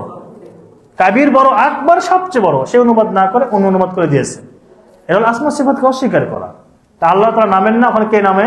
ফেরেশতা নামে। নাউযুবিল্লাহ, আপনি সহিহ বুখারীর হাদিসকে জবাব করে দিলেন, সহিহ বুখারীর হাদিসকে অস্বীকার করলেন। এরপরে বলেছে আল্লাহ তাআলা কোরআনে বলেছেন যে ইয়াদুল্লাহি ফাওকা আইদিহিম وقالت اليهود يد الله مغلولة غلت أيديهم ولعنوا بما قالوا بل يداه مبسوطتان। আল্লাহ বলেছেন ইহুদিরা বলে আল্লাহ তাআলা কৃপণ, আল্লাহ তাআলা হাত কৃপণ। আল্লাহ বলেছেন যে তোদের হাত কৃপণ, তোমাদের হাত কৃপণ, তোমরা কিপটা, আল্লাহ তাআলা দুই হাত হলো প্রসারিত। সুবহানাল্লাহ। আমাদের ভাইয়ের অনুবাদ করেন কুদরতি হাত, কুদরতি পা। শুনেছেন? নাম শুনেছেন? কুদরতি পা। এই অনুবাদ হলো আসমা সিফাতকে অস্বীকার করা, অস্বীকার করা। বলেন তো সামাউন মানে কি? আকাশ। আলহামদুলিল্লাহ। এখন যে সামাউন মানে আপনি অন্য অর্থ করেন, যে সামাউন মানে পানি, বা সামাউন মানে কুদরতি আকাশ, অন্য কিছু অনুবাদ করেন, তো আপনি মানুষ বলবেন আরবি কিছুই জানেন। এটা অন্য সব অনুবাদ ঠিকভাবে করে, শুধুমাত্র আসমা সিফাতে গেলে কি ব্যাখ্যা করে? কুদরতি এই ব্যাখ্যা করবে, বা অন্য কেউ নামে এই ব্যাখ্যা করবে। আমাদের আকীদা সাফ রাখতে হবে। নবী মুহাম্মদ রাসূলুল্লাহ সাল্লাল্লাহু আলাইহি ওয়াসাল্লাম যে আকীদা নিয়ে এসেছেন সেই আকীদা পোষণ করতে হবে। আমরা কতক্ষণ আলোচনা করবো? 8টা নাকি? এখন তো হয়ে গিয়েছে। আর 10 মিনিট করে ইনশাআল্লাহ, আপনাদের যদি কষ্ট না হয়। আমরা যখন আমাদেরটা জানবো, বিপরীত যে দলগুলো আছে তাদেরটাও জানতে হবে। সুফিবাদী নাম শুনেছেন? তাদের নিকট তাওহীদ কত প্রকার? তাওহীদ 3 প্রকার। আমাদের নিকট কত প্রকার? যেটা আপনি বললেন, তাওহীদে রুবুবিয়্যাহ, উলুহিয়্যাহ, আসমা ওয়াস সিফাত। আমি আল্লাহ তাআলার কাছে দোয়া করি আল্লাহ যেন আমাদেরকে দাস থেকে উপকৃত হওয়ার তৌফিক দান করেন। এবং সামনে আপনাদের কাছে অনুরোধ থাকবে, যারা এখানকার দায়িত্বশীল রয়েছেন, প্রয়োজনে সবার কাছে খাতা কলম সরবরাহ করবেন। হয় ভাইরা নিয়ে আসবেন, না হলে নোট করতে হবে কিছু বিষয়। নোট করলে এটা আপনার পরবর্তী প্রজন্মের কাজ দেবে ইনশাআল্লাহ। আপনার ছেলে পড়বে, আপনার ফ্যামিলি পড়বে, পরবর্তী যারাই পড়বে সদকা জারি হবে ইনশাআল্লাহ। সুফি ভাইদের নিকট তাওহীদ হলো 3 প্রকার। প্রথম তাওহীদ, তাওহীদে আম্মা, মনে রাখবেন, তাওহীদে আম্মা, তাওহীদে খাসসা, তাওহীদে খাসসাতুল খাসসা, আরবি নাম। প্রথম প্রকার তাওহীদ হচ্ছে তাওহীদে আম্মা, অর্থাৎ সবার জন্য। আলহামদুলিল্লাহ, বুঝেছেন, আরবি শিখতে হবে জন্য, সবার জন্য তাওহীদ। এই তাওহীদটা সাধারণ মানুষের জন্য, এই তাওহীদটা নবী রাসূলদের জন্য। ভালো করে শুনবেন, এই তাওহীদটা আলেমদের জন্য, যারা হাকিকত বোঝে না, মারিফত বোঝে না। এটা তাওহীদে আম্মা। সেটা কি? কাউলু লা ইলাহা ইল্লাল্লাহ, আল্লাহ ছাড়া সত্যি অর্থে কোনো কি নেই, মাবুদ নেই। এই কথা বলা হলো নবীদের কাজ, এই কথা বলা হলো আলেমদের কাজ, যারা হাকিকত মারিফত কিছু বোঝে না, যারা সাধারণ মানুষ, তাদের তাওহীদ। এটা হলো নবীদের তাওহীদ, তাওহীদে আম্মা, লা ইলাহা ইল্লাল্লাহ বলা। তাওহীদে খাসসা, কাদের তাওহীদ বলছি আমরা? সুফিদের। তাওহীদে খাসসা হলো মুরিদদের তাওহীদ, তাদের নিকট, যারা কারো হাতে কি হয়েছে, বায়াত হয়েছে। বলেন তো সৌদি আরবের পীরের নাম কি? পীর নাই আমার দেশে? আমাদের সব পীরগুলো বাসের লাইনে বেশি হয়। হ্যাঁ, পীরের অভাব নেই। তো যারা কারো হাতে মুরিদ হয়েছে, এদের তাওহীদ হচ্ছে ইল্লাল্লাহ। তারা শুধু কি জিকির করবে? শুনেছেন? নিজে শুনেছেন? আলহামদুলিল্লাহ। তাহলে আমরা বানিয়ে বলছি না, আমরা কোরআন সুন্নাহর সাথে মিলিয়ে বলছি। ইল্লাল্লাহ জিকির করতে করতে বাঁশের আগায় উঠে বসে থাকি হবে, ঝগড়া হয়েছে। আল্লাহ তাআলা তাকে হেদায়েত দান করুন, আল্লাহুম্মা আমিন। তো ইল্লাল্লাহ জিকির করবে মুরিদরা। সংক্ষেপে বলছে, সময় শেষ হয়ে গিয়েছে। আর একটা হচ্ছে তাওহীদে খাসসা, খাসসা মানে বিশেষ বিশেষ তাওহীদ। সেটা হচ্ছে পীরদের জন্য, যারা শুধু হু হু করবে। মুসা আলাইহিস সালাম আল্লাহকে বললেন, রব্বি আল্লিমনি শাইয়ান আযকুরুকা বিহি ওয়া আদুক, আল্লাহ আমাকে এমন কিছু শিক্ষা দিন যে জিনিস দিয়ে আপনাকে ডাকবো, আপনার জিকির করব। আল্লাহ বললেন, মুসা কুল লা ইলাহা ইল্লাল্লাহ, হে মুসা আপনি বলুন আল্লাহ ছাড়া সত্যিকার কোনো ইলাহ নেই, লা ইলাহা ইল্লাল্লাহ। তো মুসা আলাইহিস সালাম বলছেন, আল্লাহ এটা কোনো কথা? আমি 5 জন শ্রেষ্ঠ রাসূলের একজন, নূহ আলাইহিস সালাম, ইব্রাহিম আলাইহিস সালাম, মুসা আলাইহিস সালাম, ঈসা আলাইহিস সালাম এবং নবী মুহাম্মদুর রাসূলুল্লাহ সাল্লাল্লাহু আলাইহি ওয়াসাল্লাম, 5 জন শ্রেষ্ঠ রাসূল, তার মধ্যে আমি একজন। আমাকে তো এমন কিছু শিক্ষা দিলেন যেটা সাধারণ মানুষই বলে, একটু ভিন্ন কিছু নেই, ইল্লাল্লাহ বা হুহু জাতীয় কিছু নেই। আল্লাহ বললেন, ইয়া মূসা লাউ আন্না আস-সামাওয়াতি সাবআ ওয়া আমিরুহুন্না গায়রি ওয়াল আরদিনা সাবআ ফি কিফফাতিন ওয়া লা ইলাহা ইল্লাল্লাহ ফি কিফফাতিন মা লাক বিহিন্না লা ইলাহা ইল্লাল্লাহ। হে মূসা আপনি জেনে রাখুন, 7 আসমান এবং 7 আসমানবাসী আমাকে বাদ দিয়ে, জমিন এবং জমিন, 7 জমিন এবং জমিনবাসী, এই সবগুলো যদি এক পাল্লায় রাখা হয়, আর লা ইলাহা ইল্লা যদি অন্য পাল্লায় রাখা হয়, হে মুসা আপনি জেনে রাখুন লা ইলাহা ইল্লাল্লাহর পাল্লাটাই ভারী হয়ে যাবে। আল্লাহ তাআলাকে মুসা আলাইহিস সালামকে বলেছেন, আপনি হুহু করবেন, শুধু আপনি স্পেশাল মানুষ বা ইল্লাল্লাহ বলবেন। নবী রাসূলকে শিক্ষা দিয়েছেন যে পুরো জিকির করতে হবে, এবং আল্লাহ রাসূল সাল্লাল্লাহু আলাইহি ওয়াসাল্লাম বলেছেন, আফদালুয যিকরি লা ইলাহা ইল্লাল্লাহ, সর্বোত্তম জিকির হচ্ছে আল্লাহ ছাড়া কোনো ইলাহ নেই, এটা বলা, লা ইলাহা ইল্লাল্লাহ বলা। আপনি ব্যবসায় আছেন, কাজে আছেন, রিকশায় বসে আছেন, আপনি লা ইলাহা ইল্লাল্লাহ বলেন, মনে মনে বলেন, জিকির করেন, এই জিকিরগুলো করেন আপনি। কিন্তু তারা তাওহীদ হচ্ছে আমাদের নিকট 3 প্রকার, আর তাওহীদ সুফিদের নিকট কয় প্রকার? 3 প্রকার। সাধারণ মানুষের তাওহীদ, মুরিদদের তাওহীদ, আর কাদের তাওহীদ? পীরদের তাওহীদ। তাওহীদে আম্মা, তাওহীদে খাসসা, তাওহীদে খাসসা খাসসা। আমরা আল্লাহ তাআলা চাই তো সামনে যদি আপনারা অনুমতি দেন বা একমত পোষণ করেন, আমরা সরাসরি কিতাব শুরু করব ইনশাআল্লাহ। আল্লাহ যেন আমাদেরকে সঠিক জ্ঞান অর্জন করেন এবং সেটা মানার তৌফিক দান করেন, আল্লাহুম্মা আমিন। যারা এখানে আমরা উপস্থিত হয়েছে, আল্লাহ তাআলা আমাদের জীবনের গুনাহ খাতাগুলো ক্ষমা করে দিন। আল্লাহ তাআলা আমাদের রিজিকে হায়াতে, আমরা দোয়া করতেছি তাই না, রিজিকে হায়াতে আল্লাহ তাআলা বারাকা দান করুন। আল্লাহ তাআলা আমরা যারা এসেছি প্রত্যেকের চেষ্টা করবো একটা ভাইকে নিয়ে আসার জন্য। আল্লাহ তাআলা যেন আমাদের সঠিক কথাগুলো শোনার এবং মানার তৌফিক দান করেন। সম্মানিত ভাই, বিশ্বাস করুন দুনিয়া আমাদের অস্থায়ী, ক্ষণস্থায়ী। আমাদের চিন্তা করতে হবে কি নিয়ে, পরকাল নিয়ে। এবং যেহেতু সময় শেষ হয়ে গেছে আমি সেদিকে যাচ্ছি না, সামনে কথা বলবো ইনশাআল্লাহ। কিছু কাজ আপনাকে নিজ উদ্যোগে করতে হবে, স্বেচ্ছায় করতে হবে। যেই মহিলা ওই কুকুরকে পানি পান করার কারণে কোথায় গিয়েছিল? ওই মহিলাকে কে বলেছিল কুকুরকে পানি পান করো? কেউ বলেছিল? স্বেচ্ছায় করেছিল। দেখেন মহিলা কি ছিল, কি হয়ে গেল, কি মহিলা আপনারা জানেন তাই না? সেই মহিলাকে আল্লাহ তাআলা ক্ষমা করে দিয়েছেন এই ভালো কাজ করার জন্য, স্বেচ্ছায় করেছিল, কেউ বলে নাই। আপনি একটু আপনার আশেপাশে ভাইদের সাথে দাওয়াতি কাজ করবেন, এখানে দাওয়াত দিবেন, হতে পারে এর ওসিলা আল্লাহ তাআলা আপনার সব গুনাহগুলো ক্ষমা করে দিবেন। এবং মূসা আলাইহিস সালাম তিনি যখন গেলেন একটা লোককে কি দিয়েছিলেন, একটা চট দিলেন। চট দেওয়ার পর কি হলো? মারা গেছেন। কল্পনা করেননি এক চর মারা যাবে। পালায় গেলেন মাদায়েনে। মাদায়েনে যাওয়ার পরে আমি আর 3 থেকে 4 মিনিট নিচ্ছি, সমস্যা হচ্ছে আপনাদের। পালায় যাওয়ার পরে দেখলেন যে কোরআন এসেছে এটা কূপে পানি পান করাচ্ছে মানুষের। সেখানে শোয়েব আলাইহিস সালামের 2টা মেয়ে ছিল, সবাই শক্তিশালী, তারা 2জন মহিলা, তারা পানি দেরি হচ্ছে। মূসা আলাইহিস সালাম তিনি গেলেন, গিয়ে তাদের ছাগলকে নিয়ে কূপ থেকে পানি পান করালেন, স্বেচ্ছায় কাজ করেন। ওই মহিলাকে বলেছিল যে আপনি একটু কাজটা করেন, তিনি কাজটা করলেন। করার পর আল্লাহ তাআলা দেখেন তাকে দুনিয়াতে কি দান করলেন। আল্লাহ সুবহানাহু ওয়া তাআলা আদ-দুনিয়া কুল্লুহা মাতা ওয়া খায়রু মাতা'id দুনিয়া আল মারআতু সালিহা। এটা আমাদের যারা স্ত্রীরা আছে এই হাদিসটা অন্তত তাদের মুখস্থ। আল্লাহ রাসূল বলেছেন যে দুনিয়ার সব হলো উপভোগ্য, আর দুনিয়ার সবচেয়ে শ্রেষ্ঠ সম্পদ হলো সতী নারী। যখন আমরা কিছু বলি আমাদের দলিল যে এটা দিয়ে, তো সতী নারী আল্লাহ তাআলা তাকে মূসা আলাইহিস সালামকে দান করলেন এই বকরিকে পানি পান করার কারণে। তো কিছু কাজ আপনি কি করবেন? স্বেচ্ছায় করবেন, স্বেচ্ছায় ভালো কাজ স্বেচ্ছায় করবেন। তার মধ্যে একটি হলো আপনি চেষ্টা করবেন আমাদের ইসলামী সেন্টার আরো লোকজন আসে, দাওয়াতি কাজ প্রসারিত হয়। আল্লাহ তাআলা আমাদের সকলকে ইসলামের জন্য কবুল ও মঞ্জুর করুন। যারা উপস্থিত হয়েছেন, জীবনে যারা গিয়েছেন হজ ওমরায়, তাদেরকে আবারও, এবং যারা এখনো যাননি তাদেরকে আল্লাহ তাআলা সেখানে যাওয়ার তৌফিক দান করুন।